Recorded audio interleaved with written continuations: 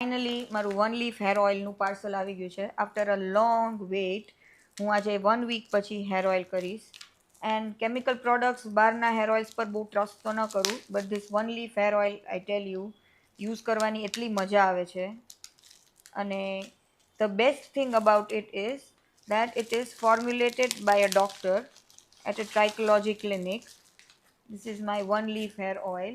અને આમાં કેટલા બધા હર્બ્સ છે મને તો એ જ ખબર નથી પડતી કે ડૉક્ટર્સ આ બધા આઈડિયાઝ ક્યાંથી લાવતા હશે. It has got coconut oil, kalonji, methi, rosemary and આમાં કાંઈ સ્મેલય નથી. The best part is that, કારણ કે આ બધા ઇન્ગ્રીડિયન્ટ્સ વાંચીને આપણને એમ થાય હેરમાં યુઝ કરીએ, બટ વોટ હેપન્સ ઇઝ સ્મેલમાં ન મજા આવે. So this 1 leaf hair oil I really love it. Thank you.